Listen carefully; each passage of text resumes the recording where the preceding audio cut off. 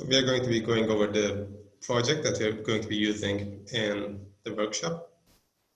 So first you need to go to the repository page, CLC group/workshop honeycomb request, and you clone this project to your computer.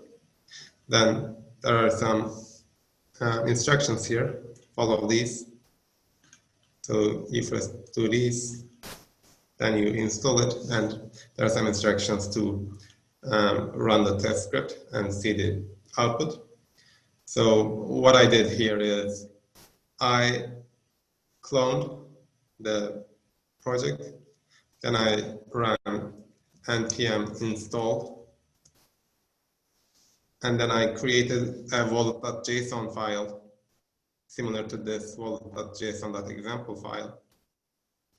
And here you enter your mnemonics for your wallet, and here you get the link from Infura, and you copy paste it here. Make sure that it is the link for Robston, and as you can see, this is the RPC URL, not the WebSockets URL. So basically, you should be entering your Infura code key instead of these 3 dots. So obviously, I'm not pushing my own wallet.json file to the project, so it is in the git ignore file.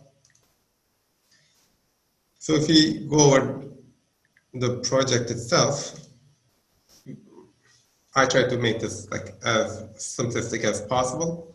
So the dependencies we use are Chainlink and Truffle HD Vault Provider. So when you type in npm install, these two get installed. And we have 2 npm scripts. So I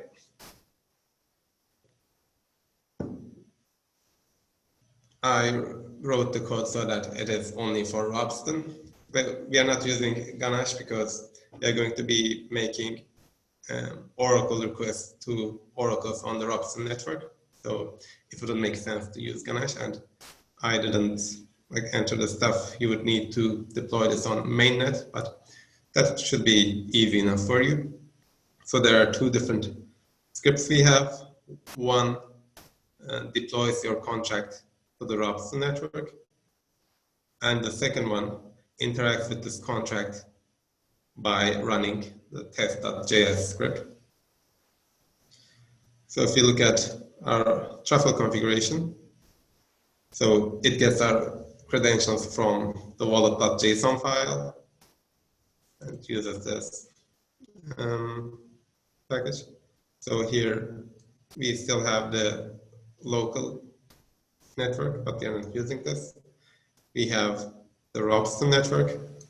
So we are using HD Wallet Provider as the Ethereum provider here, and our network ID is 3 because this is Robston, and our gas price is a lot, and this is chosen as 0.4.24 because this is the compiler version that the Chainlink contracts use, at least at the moment.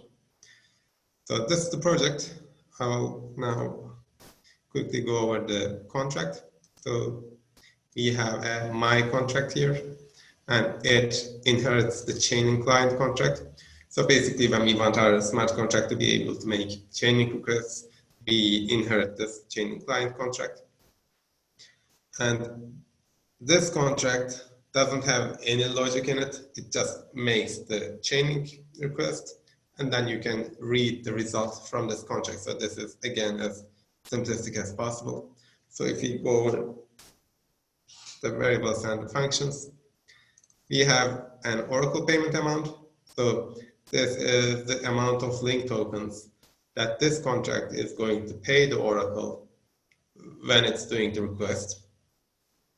And this is the job ID. So basically, this is the you're using this to identify what job do you want for the Oracle to fulfill. And we're going to be going in more deeply to this. Then we have two of these variables. So these are public to be, we are going to be reading these using a script. So one is the result. So this is the value that we get from the Oracle. And we have a result received flag. So when we receive the result, we set this to be true, so that now we know that the value in this variable is not like a random value or the initial value, but it is rather the value that the Oracle has returned. So basically this is a flag, and this is our constructor function. We need to feed it the address of the link token. So since we are going to be using Robston, then we are going to need the Robston address of the link token. Then we give the address of the Oracle. So the Oracle that we're going to be using is the Robston Oracle of honeycomb.market. We're going to be giving it a job ID, and again, how much we're going to be paying the Oracle. So we are setting these in the constructor function. And this is the function that we call to make a request. So it is saying that do the job with this ID and return the result to this contract. By this contract we mean this my contract, and then call back this function. So this function is below here. We are going to be coming to that. So basically we need to tell the Oracle this stuff, and then we are giving it some parameters. So the job that we're going to be using is a random number generator. It generates an integer between the numbers low and high, and then it returns the response as in JSON format. For example, it returns this. So we are telling the Oracle that we want the value that is in the field named as this. So it is going to go through the JSON object, find the random number, and then it is going to return us this number 5. So the copy path parameter is used for this. And then we make the request, which returns us a request ID. So we may be making a lot of different requests to the same Oracle. So we need a way to track different requests and identify them. And the request ID is used for this. So this request ID is actually important, and we are going to be using it. It is of type bytes 32. So basically 32 bytes of an array of size 32 bytes. And we have this function that we use to reset the result, because we want to be using this contract multiple times. And then, like, as I have mentioned, this is the callback function that the Oracle calls when it is going to be fulfilling the request. So the Oracle calls this function, and then this is the value that the Oracle is returning. So we set the flag to be true, meaning that, yes, the Oracle has fulfilled the request, and then we update this value with the value that the Oracle has returned. So this is initially 0, because Solidity initializes integers at 0. But then when the Oracle is going to call back this function, it is going to be updating that. So this is the contract. Then we need to go over the migration script, because we have to feed these parameters while deploying the contract. So it is here under the migrations directory to deploy contracts.js. So in this line, we are deploying the contract. So this is the contract to be deployed. This is the Robston address of the link token. So when you're working on Robson, you're always going to be using this address. And then there's the Oracle address. So this is the Oracle address of Honeycomb Marketplace. So on Honeycomb Marketplace, although we are serving mainnet jobs from a lot of partner node operators, we are serving the Robson jobs ourselves. So you're always going to be using this Oracle address. So this doesn't need to change.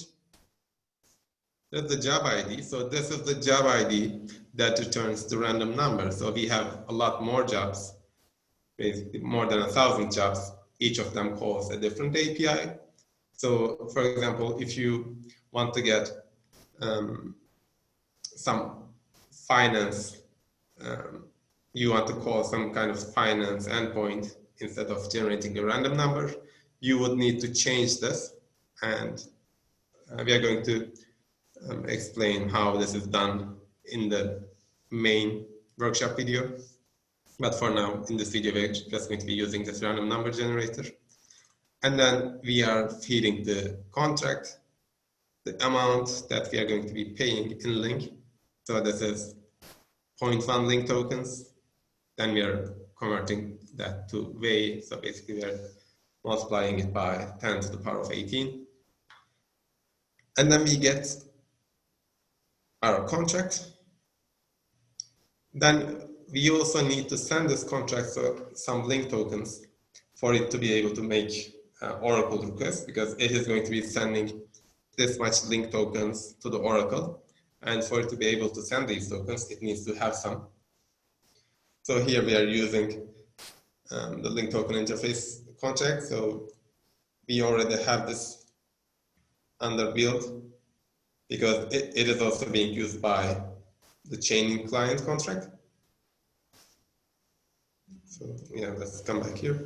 So using this interface, we can send link tokens. So in this line, we are sending the contract that we have deployed some link. How much link?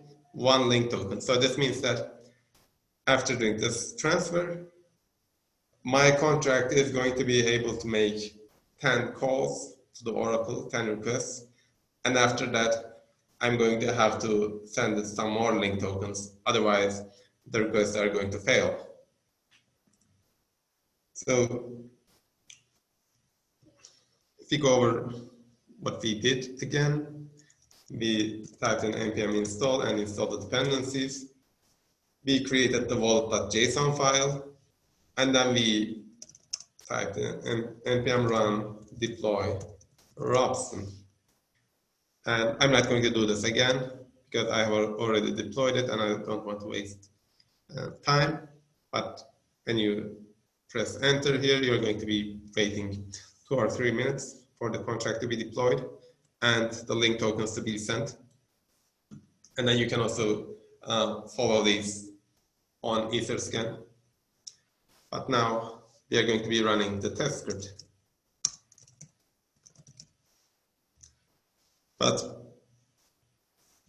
Yes, let's run this and in the meantime go over the test script.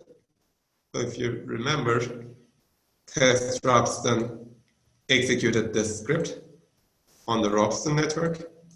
So if we look at the script, so here we are interacting with our deployed contract. So what we do is we first get the deployed contract and we are calling reset result. We actually didn't use this contract before, so we don't need to.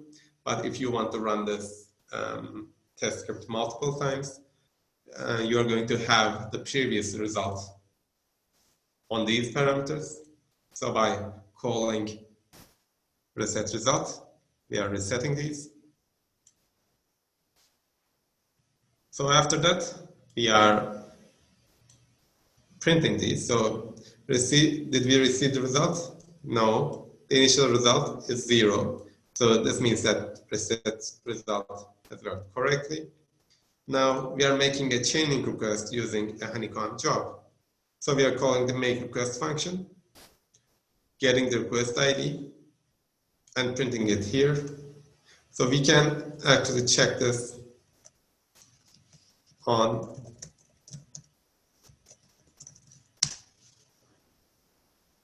Chainlink Explorer, or rather it's Robson version.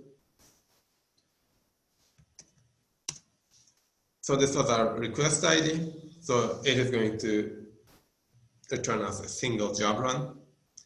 If we click this, we can see the details of the job. So we first run this external adapter that generates a random number. We parse the random underscore number field. We multiply it by 1, so basically this does nothing. And it casts this result in an integer of size 256 bits, and then writes it to the Ethereum blockchain. So then we are waiting for the request to be fulfilled. What we do here is we have this infinite loop, and we are getting all the events that this contract emits with the name Chainlink fulfilled. And we are filtering these such that the ID field should be the request ID that we got here. So this means that this function is going to return the events, the Chainlink fulfilled events, for the specific request that we did. And if the response event length is more than 0, which means that we have, and we got returned an event, we print request fulfilled and break. So this means that at this point we have received our result, so we can display the result. So we again read these from the contract and print them on the console. Do we receive the result? Yes. And the final result is 2. So between 1 and 6, this contract, or rather this oracle, returned us 2. So if we run this again, it is going to reset the results again. So we are again going to see false and 0. And then we are going to make another request to the oracle, and we are going to see again a random number. So instead of searching for the jobs using the request ID, we can also use the job ID. So the job ID was this, the random number generation job. So if I search it using this, so this is probably the one that we made before. So I'm going to refresh this page.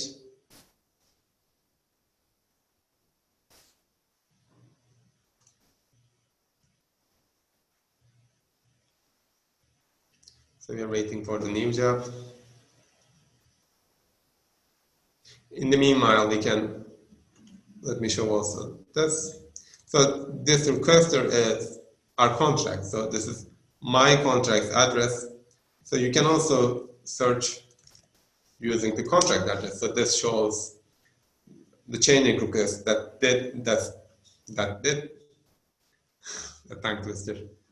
this contract has made. So this is the one that we are making here. So as you can see, the request ID is set to 1C, and I can just set it to 1C. So we are still waiting for the external adapter. And I'm refreshing the page.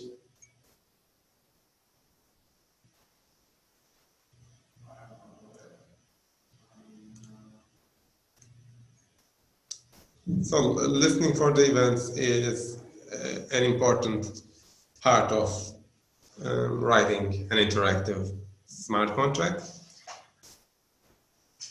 And another way of doing this is, so instead of running an infinite loop here and polling for the events, you can also use a WebSockets endpoint and subscribe to this event so that the Web3 library calls you back then you get the event. So instead of checking the events all the time, you let the Ethereum provider ping you when the event that you are expecting comes. But this is like a lot more easier to grasp. So I use this one here. So this time our random number is 6. So every time we run this script, we are going to get a random number. So then you can extend this contract so that, for example, you can bet on the outcome. So you can write a betting contract, or maybe you have a whole different contract that needs a random number. Then you can use that random number there. So there are a lot of possibilities using this random number generator, but note that this is not a very reliable random number generator, so we are not serving this on mainnet. You can use the Chainlink job. There is an official Chainlink job using random.org API. So if you need that on mainnet, for the moment, I would recommend that. So that's it. In the second video, we are going to be exploring how we would do an Oracle request to an API on the Honeycomb marketplace. So this random number generator is not really a Honeycomb API, basically. This is just, we are running an external adapter that creates a random number internally. In the workshop video, we are going to be looking at how, for example, we would be getting weather data, how we would be making the request for that.